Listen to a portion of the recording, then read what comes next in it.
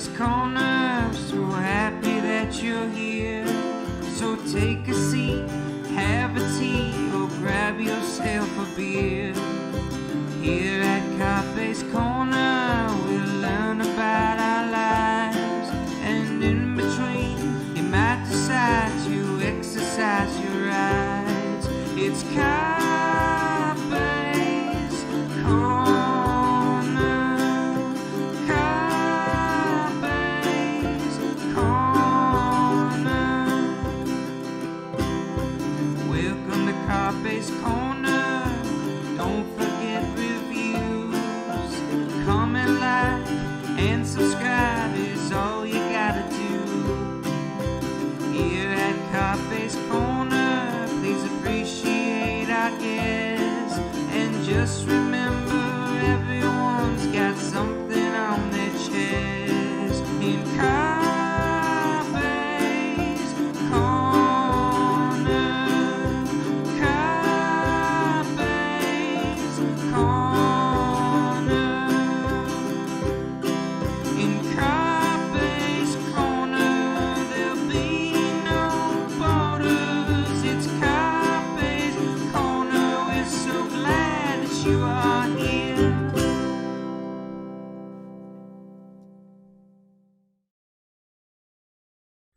All right. I'm CarpeDonktum, and this is my guest, Matt Wilk. Tell Hi, us how a you little doing? bit about yourself, who you are, and why you're gracing us with your presence.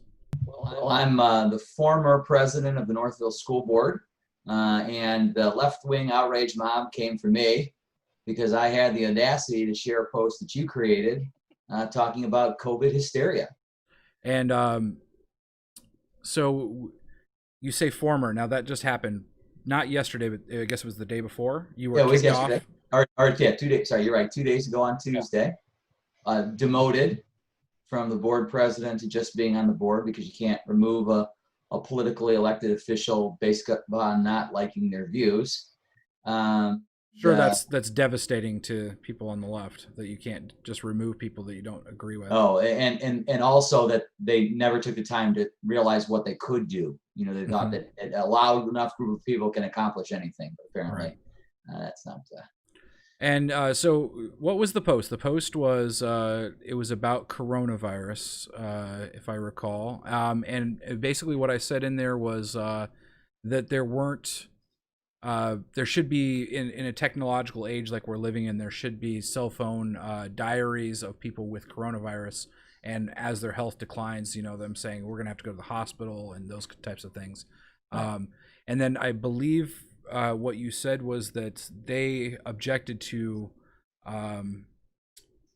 me saying that it was a hoax, which I didn't actually say it was a hoax. I said that it only exists in falsified statistics and it's shouted without context so that we can't understand how bad of a problem it is. Right. And the way I look at, you can overly exaggerate something without saying that it's not there. If there's someone says a horde of locusts outside and you open your door and you hear 3 crickets, it doesn't mean crickets don't exist. Right. It's the same way here. You have loud and repeated statistics, and God forbid anyone try to say, hey, let's cut through them, especially when it comes to schools and children. You know, how many of the cases are children? How many of the deaths are children? How many asymptomatic cases are children? Turns out very high number. So, you know, it's a complete misinterpretation, and no one takes the time to think because they don't want to think. They just want everyone who disagrees with them to be quiet. And neither one of us were denying that the virus is real. And I think that was one of the points that one of the articles was making, was that it was a hoax. And neither one of us is saying that. We're only saying that we're being told that this is something that is you know, planet ending, but we're talking about a virus with a very, very low death rate. And obviously deaths are always sad, and we want to avoid as many as possible. But I think my point, and I think possibly your point, would be that we need to take the children's education very seriously and not get them behind, because it's gonna cause things in the future. Right. I mean, no one has discussed that. No one talks about the negative impacts. There was a study a couple days ago that came out of Wisconsin that said 68% of children reported depression or depression-like symptoms presently. That's a huge number. It's very damaging to kids. My kids want to be back in school very badly. And if you want to say that you're the people relying on science, you have to be willing to break down those statistics in honest groups and say, hey, this is not materially impactful for children under the age of 18. In the state of Michigan, there have been 4 deaths. It's 4 too many, but it's 4. In the state of California, the nation's most populated state, there's 0 cases, 0 deaths under the age of 18, yet the schools are closed. So it leads you to believe that this isn't about science. It certainly isn't about any sort of rigorous statistical analysis. So then really, what is it about? And what do you think it is about? I think there are a group of people. There's a combination of a group of people that don't want to go back to school. Right. And that's some people that have bought into the hype and hysteria. Everyone's going to die. It's just a matter of time. It doesn't really cut right left. I've got I had a lot of supporters text me, message me, all kinds of things, telling me stay strong. And a lot of them said, hey, I just want to let you know, I'm not a right-wing person. I didn't vote for Trump and I won again, but I support what you're saying. And the unfortunate combination is the teachers union. And in the state of Michigan, we're a right-to-work state, so they represent a smaller and smaller percentage of the teachers, and they are out in droves. They do not want to go back to school. So it's a combination of those two things, and no one wants to get in the way of the outrage now. Well, and I believe that you mentioned something about that there was a situation in which that bluff was sort of called. Is that correct? Where there were Yes. teachers that didn't want to go back to the classroom. Even they wanted to stay home. Is that that's correct. A neighboring district announced before they made any plans early. They said, whichever plan we do, online or in school, teachers are going to be expected to report to school for the entire school day. And magically, the opposition to going back to school disappeared because the benefit disappeared. It's a free benefit to a politically connected group, and they want it, and I get it. And if someone's going to pay me for sitting around home, I'll do that too. But when you take it and you look at the rhetoric that is being put around, how many students have to die? Teachers need to make their wills. All this crazy stuff that doesn't further anything. That's the message that they're getting out because they want to scare people, because they want a result. And you have to take it one step further. And that is that, in 2020, certainly in 2020, all roads lead back to Donald Trump. Right. There are a group of people that want chaos, that want difficulty, because they say, we'll take this short-term difficulty to win in November. It's just a fact. I think we should point out that when we're talking about teachers not wanting to go back to school, we're mostly talking about the union. Without question. Because the union is the one that is putting up all of the roadblocks to reopening the schools, and the teachers are sort of handcuffed in there along with them. Yeah, they're in the same position that I am.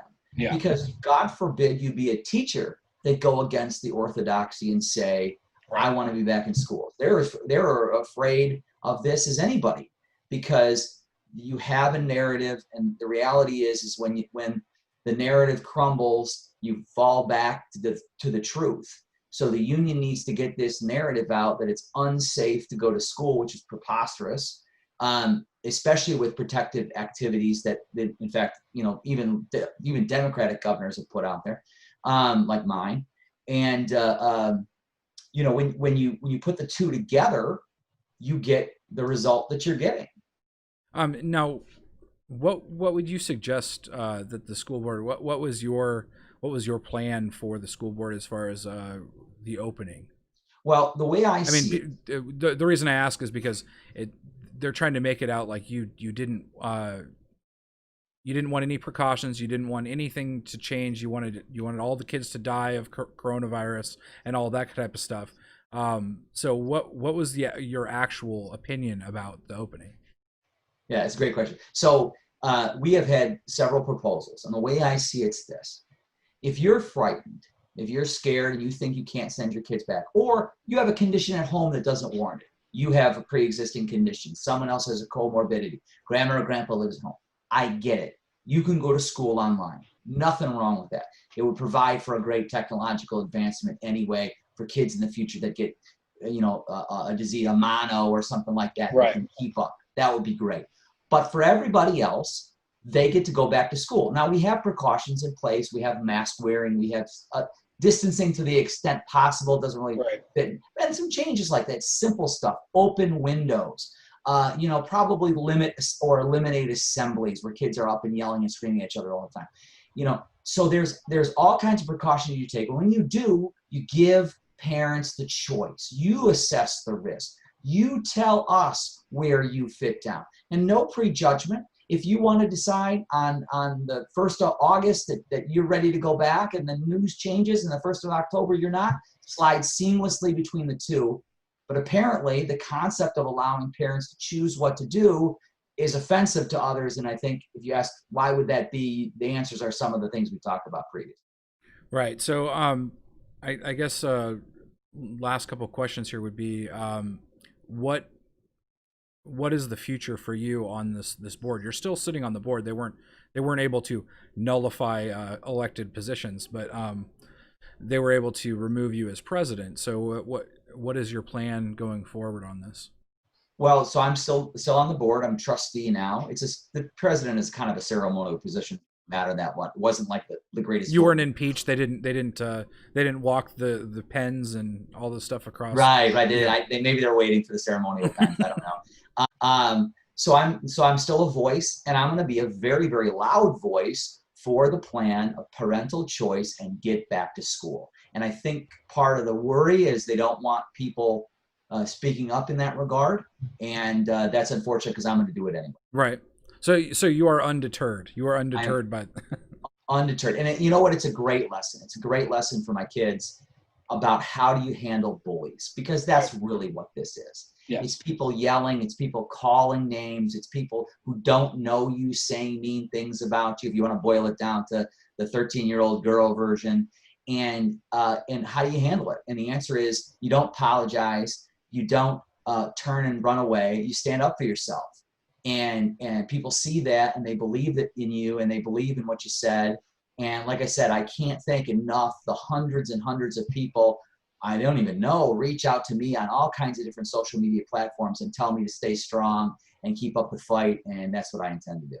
Well, excellent. I just remembered, did you want to talk a little bit about the teacher just north of you that is also experiencing the mob right now? Yeah, maybe he and I'll have to reach out to him. He and I can go and have a drink. So a teacher in a district to the north of us, he's I believe a history teacher, and he tweeted out, I think it was like 3 lines. I'm sick of this. At real Donald Trump is our president. Don't at me. Right. And for that, they fired him. Pointing out the 45th president of the United States is Donald J. Trump is offensive to some people.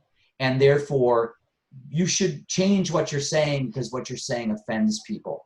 And that's how some people think.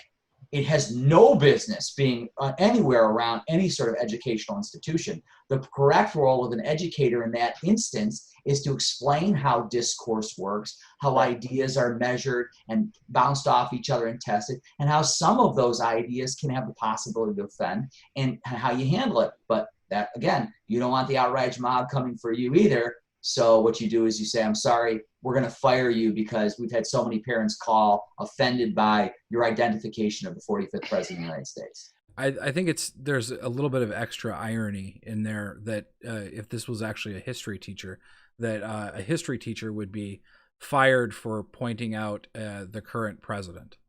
Yeah, I think when they publish books in the future, they're just going to get like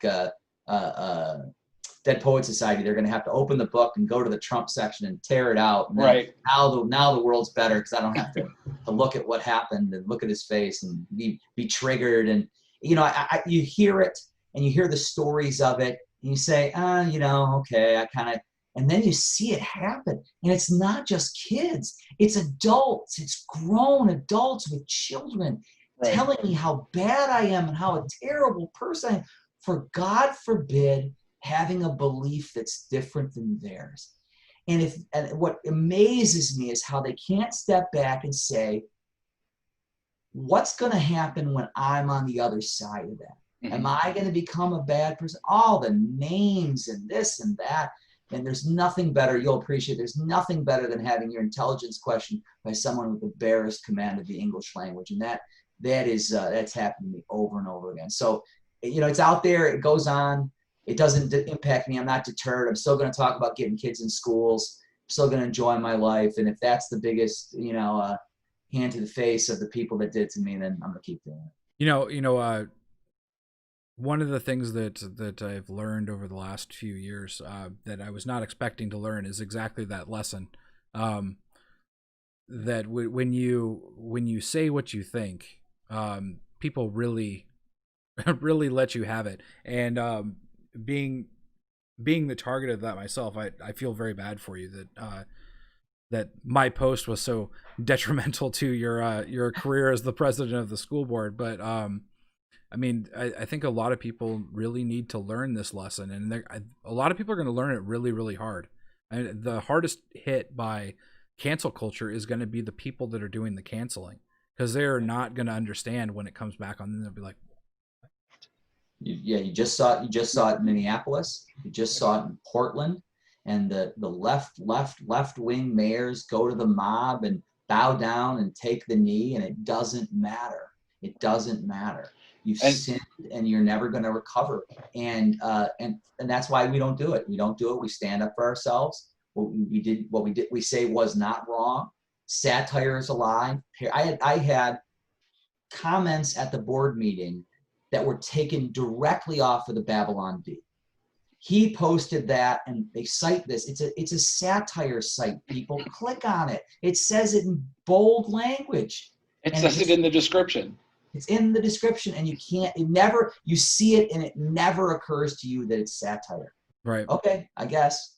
Well, I'll leave you with this, but something that I've said for a long time is that you can summon a mob, but that does not mean you're in control. And that's what these people don't understand, is that the mob has a will of its own, and they'll seek justice, whatever their justice becomes. And you may be the target.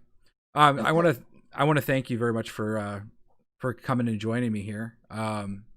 Please keep me and the rest of us updated on what's going on with you. Is there a place where we can sort of follow what's going on? Well, I'll have that in the future. I'll get that to you in the future, because I gotta do something that's a little more careful on the social media side. It's not my expertise. I'm gonna work on it. But yeah, absolutely. To everyone who sees this, when you experience, keep up the fight. Just fight back. Stand up for yourself, because they're not right, and having a bunch of loud people yell at you does not make them morally superior, for sure. Excellent. Thank you very much. Thanks for your time. Appreciate it.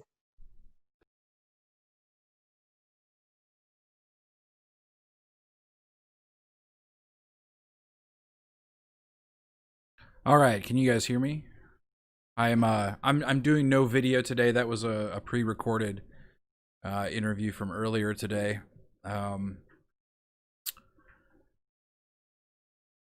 know it's a little bit short, but I felt like I needed to interview him after my post was the reason for him getting kicked off the school board. So I'm glad that he joined. And I thought I'd give you guys just a little extra episode today. But I also didn't feel like putting the green screen up, so my house is a bit of a mess without the green screen. So we're not doing that today. But thank you guys for watching. I will be back next week. I've talked to Milo again, and Milo will be joining us next Thursday at 11 Eastern, and for real this time, not like last time where he wasn't here. He'll be here. As far as other guests coming on the show, I don't have a lot planned. I'm gonna have Mark Dice on here soon. Tim Young is going to come on in a week or two. we'll see. I'll bring on basically all of my friends. All my friends will be on here eventually, so there will be no shortage of guests. But I'm gonna keep this one kind of short and let you guys go back to your lives and share this around, because when this kind of stuff happens to, you know, just people doing their jobs, people supporting their school board and serving the public on a school board, it's really detrimental to society. And so we really need to support people like this guy, and then also the other guy that was fired from his teaching job, which is just insane. All right, guys, thanks for watching. I'll see you guys out with my little theme there. See you guys later.